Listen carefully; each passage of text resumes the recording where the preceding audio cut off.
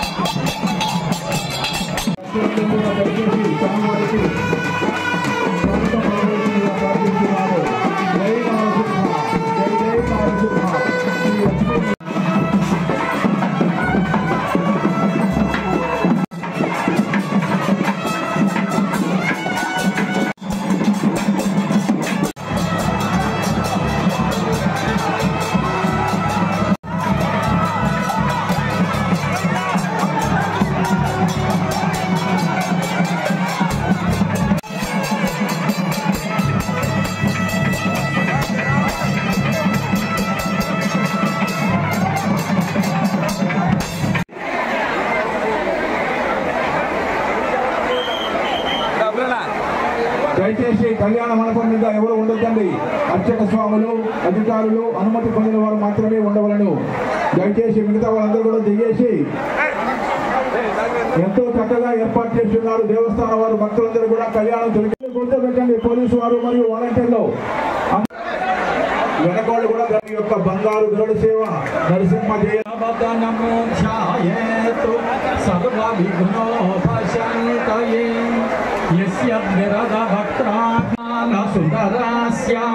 అరవిందాసన సుందరీ ఉపాసే వాగర్ధావివ సంపృక్తౌ వాగర్ధ ప్రతిపత్తయే జగతః పితరౌ వందే పార్వతీ పరమేశ్వరౌ. దేవదేవోత్తముడు, దేవతా సార్వభౌముడు గరుడ సేవ. ఆ స్వామి అమ్మవారులతో కూడి ఆ గరుత్మంతుని అధిరోహించి ఆ స్వామి వారు నిన్నటి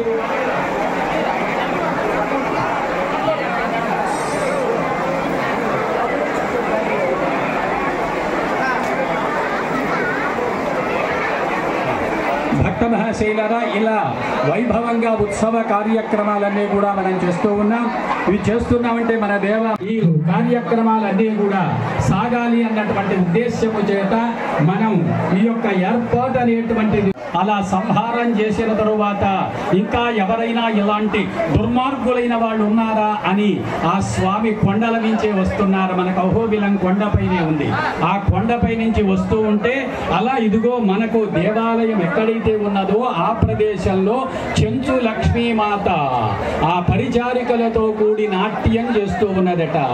ఆ స్వామి వారు మహా ఉగ్రమైనటువంటి విధముగా, భీకరమైన విధముగా విచ్చేస్తూ ఉంటే ఆ స్వామి వారిని ఒక్కసారి చూచేసరికి ఆయన కోపమంతా పోయిందట. కాబట్టి ఆడవాళ్ళు భర్తలు ఏదైనా రకరకాలైన కారణాల చేత చికాగ్గా ఉంటే ఆ కోపాన్ని, బాధను, తాపాన్ని పోగొట్టగలిగినటువంటి వాళ్ళు స్త్రీలు, భార్యలు అని చెప్పారు. ఆ చెంచు లక్ష్మీమాత అలా చూడగానే మహోగ్రమైన రూపము శాంతించింది స్వామిది. అంచేత ఆ రకంగా శాంతించిన నరసింహస్వామి వారు వెంటనే ఏం చేశారు అని అంటే ఆ చెంచు లక్ష్మీమాత నాట్యం చేస్తూ ఉంటే ఆమెను పెనవేసుకున్నారు స్వామివారు. ఆ పెనవేసుకొని శిలారూపంగా మారిన మహత్తరమైన క్షేత్రం. అందుకనే పెనుశిల లక్ష్మీ నరసింహస్వామి పెనవేసుకొని శిలారూపముగా మారిన మహత్తరమైనటువంటి క్షేత్రం స్వయంభువు క్షేత్రం. మనం ఎవరము ప్రతిష్ఠ చేయాల. ఈ ఆలయాల్లో చూడండి స్వయంభువుగా వచ్చినటువంటివి ఉంటాయి. కొన్ని మామూలుగా అయితే ఏం చేస్తాం, దేవతలు ప్రతిష్ఠ చేసినవి. స్వయంభుగా వచ్చినట్టు స్వామి వచ్చారు, లేదా దేవతలు ప్రతిష్ఠ చేశారు. ఆ తరువాత మహర్షులు ప్రతిష్ఠ చేశారు కొన్ని దేవాలయాలు. ఆ తరువాత రాజాధిరాజులు ప్రతిష్ఠ చేశారు కొన్ని దేవాలయాలు. అంచేత మన దేవాలయం ఎలాంటిది అని అంటే అంత విశిష్టమైనటువంటి స్థితిలో ఉంటే ఎందరో రాజాధిరాజులు ఎక్కడో నరసింహస్వామి కళ్యాణాలు చేస్తే మనము ఈనాడు మన పుణ్య విశేషము యొక్క ప్రభావము చేత మనం ఆచరిస్తూ ఉన్నటువంటి మహత్తరమైన స్థితి.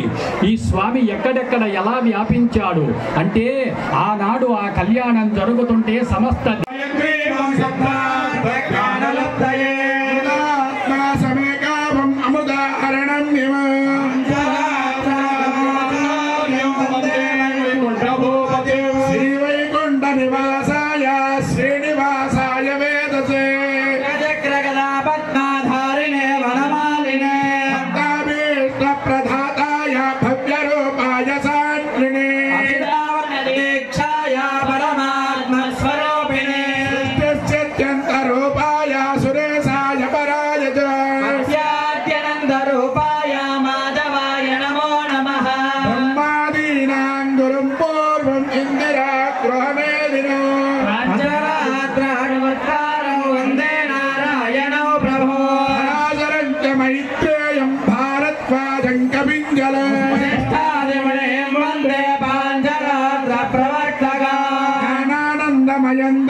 निर्मल स्फटिकाकृते आधारं सर्वविद्यानां हयग्रीवमुपादेभ्यः महभ्यो मुनिभ्यो गुरुभ्यः श्रीशेषपक्षेश्वर पद्मगर्भान् प्रतिपादयन्तौ निर्माञ्चरात्रागमसहस्रमहत्यो पृथिव्ये सभाम्ये गोपादाय सभासदानिं प्रजापतः कुरु सर्वमायुरुपुराख्ययजन्तु मम यानि हव्याको पदे भवन्त्येभ्यामुपबाध अहेता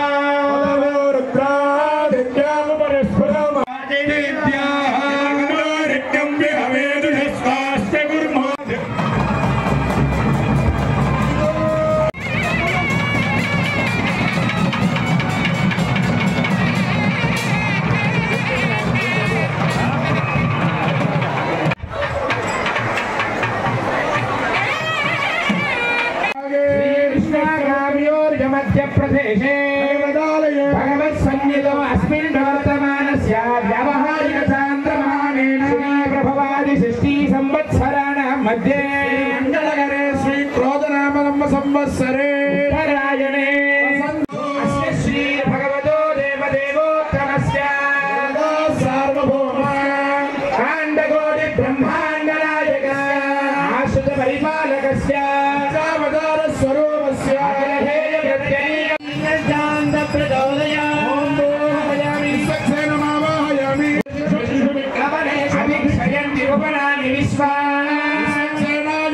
अस्तयोः अर्घ्यं समर्पयामि पादयोः आद्यं समर्पयामि विचक्रमे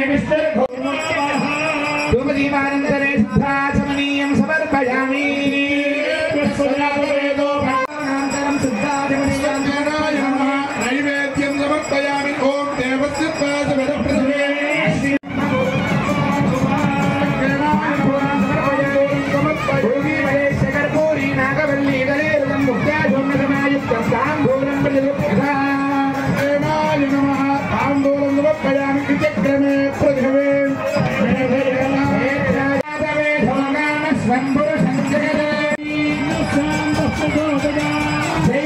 विश्वक्षेण भगवान् लक्ष्मी नृसिंह वरद गोविंद भक्तरक्षणारूढ गोविंद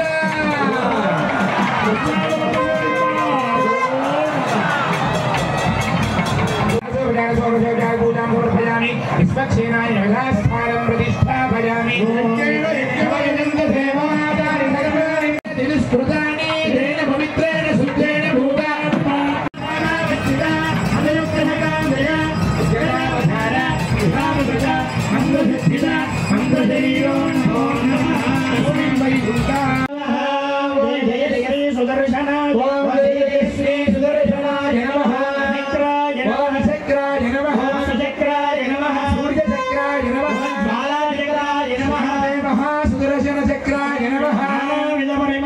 पुष्पाक्षदान् समर्पयामि मंगल सुमनस धूपं समर्पयामि सजातवेदो भक्तं नीराजनं समर्पयामि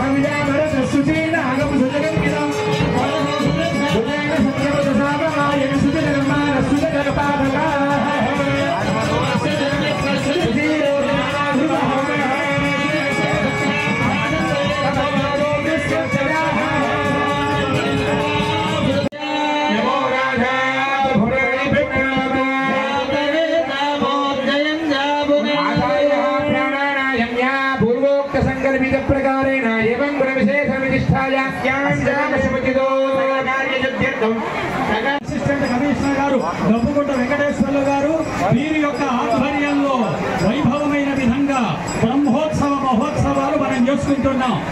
మహానుభావులు చాలా మంది ఉన్నారు. చవిటినాల్లో కింద వేసాడు, కింద కూడా వేస్తే అలా కాకుండా మనం స్వామి కళ్యాణంలో వినియోగించాలి. గమనించండి, ఆరాధన చేసుకుంటున్నాం.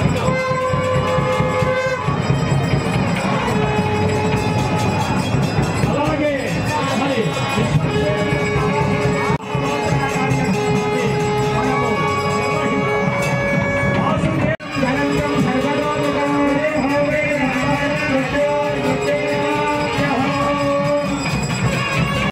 శక్తిని అంతా కూడా ఏర్పాటు చేశారు. ఇది వాసుదేవ పుణ్యాహవాచనమని చేశారు.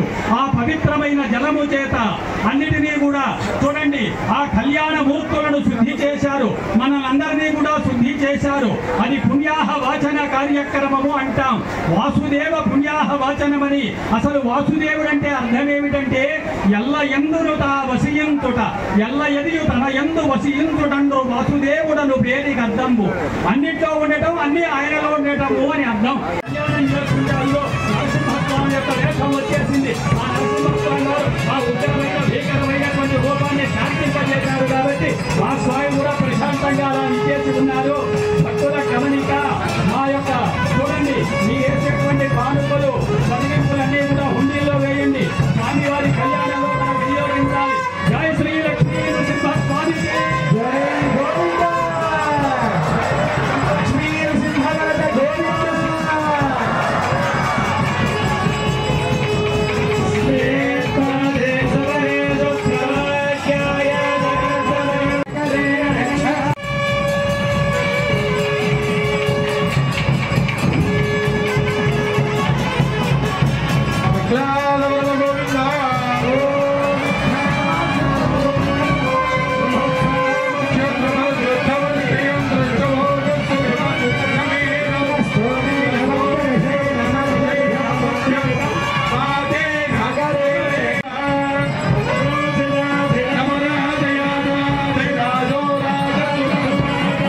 కళ్యాణంలో ఇప్పుడే రక్షా సూత్రములు అంటే కంకణాలు అంటాం. స్వామివారికి అమ్మవారులకు రక్షా సూత్రములు. ఆదౌ రక్షార్థం రక్షాబంధనం కలిసి రక్ష కోసము రక్షా సూత్రములు అంటాం. ఆ కంకణాల్లో ఎవరున్నారు? శేషుడు, వాసుకి, అనంతుడు మొదలైన నాగరాజుల యొక్క శక్తి. జై జై శ్రీ ఆదిలక్ష్మి మాతకు. ధర్మ కార్యాలు చేయాలంటే యజ్ఞోపవీతం కావాలి.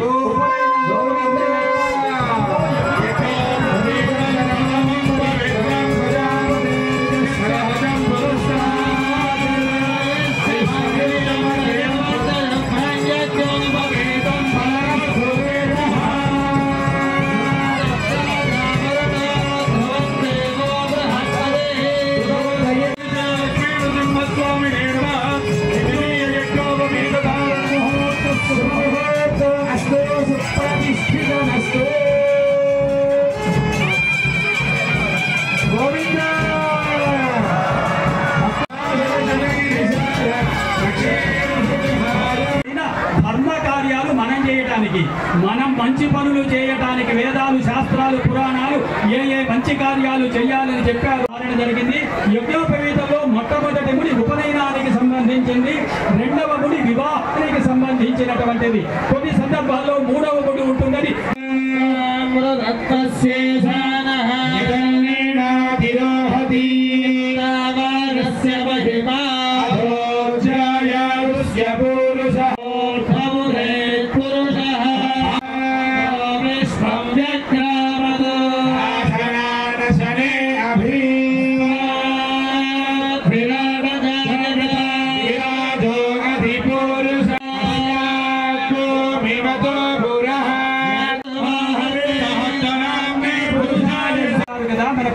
మామూలుగా అదే విధముగా స్వామి వారు చేసినప్పుడు ఆ వర పూజా కార్యక్రమం కాళ్ళు గడిగారు. ఆ పవిత్రమైనటువంటి జలాన్ని మన శిరస్సున ధరింపజేశారు.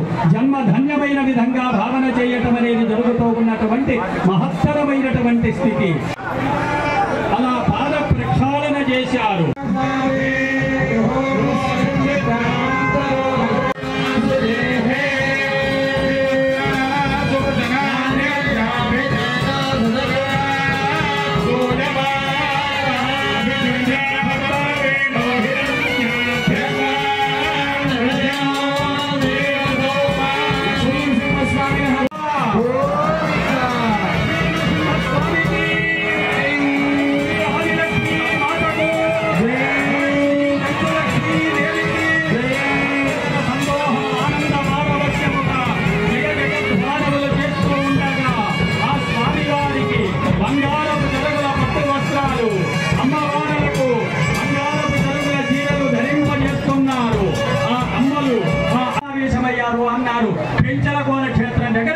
వచ్చారండి.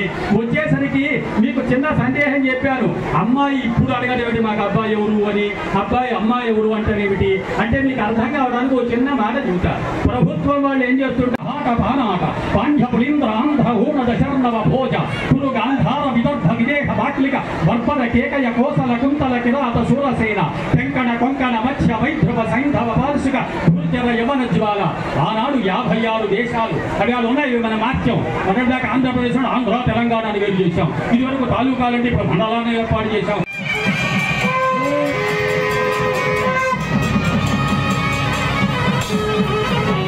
స్వామివారి అయ్యవారి తరఫున తాంబూలాలు తీసుకున్న పెద్దలు ఇప్పటిదాకా చెప్పారు. వెంటనే అమ్మవారి తరఫున ఉన్నారు. ఏం మా అమ్మలేమైనా తక్కువ వాళ్ళ, మా అమ్మ గోత్రాలు సూత్రాలు ఏమైనా తక్కువ, మేమేమైనా పురుషులు తక్కువ వాళ్ళరా, మా గోత్ర సూత్ర ప్రవరులు వినండి అన్నట్టు అమ్మవారికి సంబంధించిన విశేషాలు చెబుతున్నారు.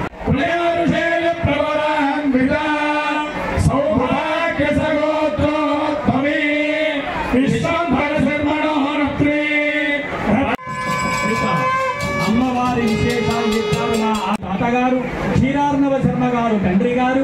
అలా ఆమె చతుర్దశ భువనాధీశ్వర కిలాండ కోటి బ్రహ్మాండ నాయక తత్వస్వరూపిణి సర్వమంగళ స్వరూపిణి సర్వ సౌభాగ్య ప్రదాత్రి అయినటువంటి మా తల్లి ఆదిలక్ష్మీ మాత అని చెప్పారు. అదేవిధంగా రెండో ఆది గారు ఏం చేశారంటే దేవుణ్ణి నిందించిన విధంగా బట్టి దీన్ని నిందాస్తుతి అంట. మీకు అర్థం కాదే తిట్టినట్టుంది. అసలు ఆలోచిస్తే ఎంత విశేషం. అలాంటి భార్యలు ఉన్నారే ఆయనకి. భార్య అంటే అలాంటి వాళ్ళు ఉండాలి. అంతేగాని ఏమంటే చేద్దామంటే వద్దులే మన అబ్బాయికి ఉంటుందిలే.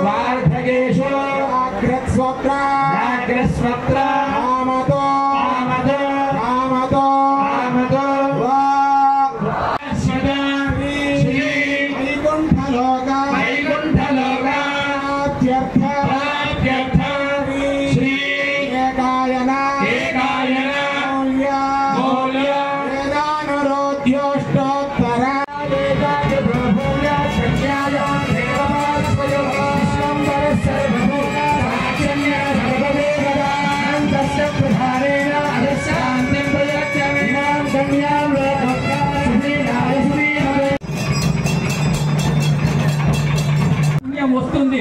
అందుకని చూడండి, మాతృవంశానాం సర్వేషాం పితॄణాం మయా సహ శాశ్వత బ్రహ్మలోకే నిత్య నివాస సిద్ధ్యర్థం.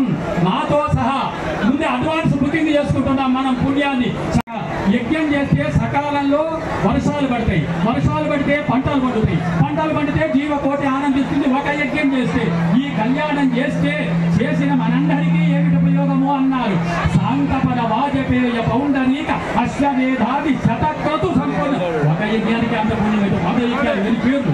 ఈ 100 యజ్ఞాలు చేసిన మహత్తరమైన పుణ్యం వస్తుందట. ఇప్పుడు ఆడపిల్ల కావాలన్నా అక్కర్లేదా చెప్పండి. రాకపోతే ఏం చేయాలో కూడా చెప్పాను. తాల్ప్రదేశ్ అదే చేయండి. అందుకని కళ్యాణానికి రండి. చూడండి ఆ లక్ష్మీ నృసింహాయ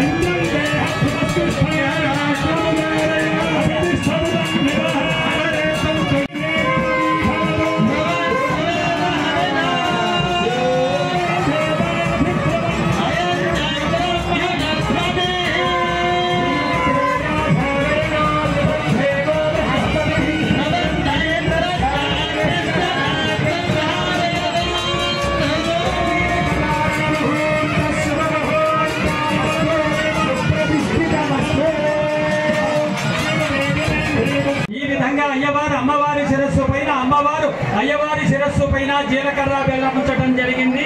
ఇది సుముహూర్తము. ఆదిత్యాది నవగ్రహముల శుభప్రదమైన దృష్టి ప్రసరిస్తూ ఉండగా జరుగుతూ ఉన్న శుభముహూర్తము. దీనివల్ల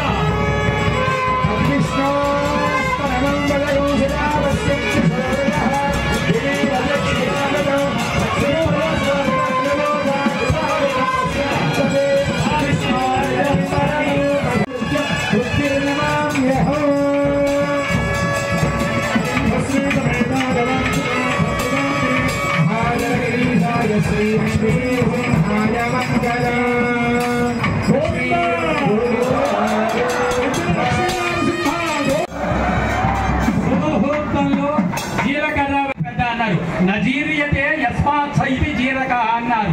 జీలకర్ర యొక్క లక్షణం ఏమిటి అంటే శరీరానికి ముసలితనం వచ్చిన మనస్సును ఉల్లాసంగా ఉంచేది జీలకర్ర. అందుకని ఆడవాళ్ళు గుర్తు పెట్టుకొని జీలకర్ర బాగా వాడేనమ్మ, హుషారుగా ఉంటారు. నాకు వేదం చెప్పింది. అంచేత ఆ విధంగా వృద్ధాప్యం వచ్చినా సరే వయస్సులో ఎలా ఆనందంగా ఉన్నారో జీవితంలో అలా ఆనందంగా ఉండాలి. ఆ ఉద్దేశ్యము చేత జీలకర్ర బెల్లం ఏర్పాటు చేసి అయ్యవారి శిరస్సు పైన అమ్మవారు, అమ్మవారి శిరస్సు పైన అయ్యవారు. ఏమంటే తల మీద చక్రవర్ణ 6 పెద్ద బల్బులు, చిన్న బల్బులు పెట్టారు. 72,000 ఉన్నాయి నర్వ్ సిస్టంలో. ఇవన్నీ అడగాలంటే మెయిన్ స్విచ్ చేయాలి. మెయిన్ స్విచ్ ఎక్కడ ఉందంటే అక్కడెక్కడ ఉంది, మనకి ఎక్కడ ఉందంటే ఇక్కడ ఉంది. అందుకని తల మీద పెడితే ఇక్కడి నుంచి ఈ 6 చక్రాలు 72,000 నాడుల్లో ఆ శక్తి ప్రసరించాలి. అయ్యవారి శక్తి అమ్మవారిలో, అమ్మవారి శక్తి అయ్యవారిలో ప్రవేశించి అర్ధనారీశ్వరుడు రోగములు లేకుండా చేయుగాక, బుధుడు బుద్ధి వైభవము నిచ్చుకునేటట్టు చేయుగాక, శని ప్రాణాపాయమైన స్థితులు పోగొట్టుగాక, రాహువు కంటికి సంబంధించిన వ్యాధులు పోగొట్టుగాక, కేతువు జ్ఞానమునిచ్చుగాక. ఆ శ్లోకాల్లో ఇవన్నీ చదివారు రకరకాలుగా. పెద్దమ్మ సురారులంబ కడుపారడి పుచ్చినయమ్మ కన్నులో నమ్మిన వెల్పుటమ్మల మనమ్ముల నుండెడి అమ్మ దుర్గా. జగన్మాత ఆది పరాశక్తి యొక్క శక్తివంతం కూడా మంగళ సూత్రంలో ఉంచడం జరుగుతున్నది. అందుకే మనకు మాటల్లో కూడా కామేశబద్ధ మాంగళ్య సూత్ర శోభిత అంటాం. అందుకని జాగ్రత్త అమ్మ. ఎవరైనా పొరపాటు అట్లా చేసినట్టయితే నవనాగరికమైన అమ్మాయిలు తెలియక పొరపాటు చేస్తే ఆ దోషాలు పోవడం కోసం ఈ మాంగళ్య ధారణ చూడాలి. రెండు ఏడు పిలవటం ఇక్కడ ఏ దేవుడిని పూజిస్తున్నారో దేవుడిని రమ్మని పిలవటం. అందుకని మన దోషం అంటాం. ఆ దోషం ఇంట్లోకి రాకూడదు. అందుకని వెనక రోజుల్లో వాకిట్లోనే తొట్టి దగ్గరే ఆ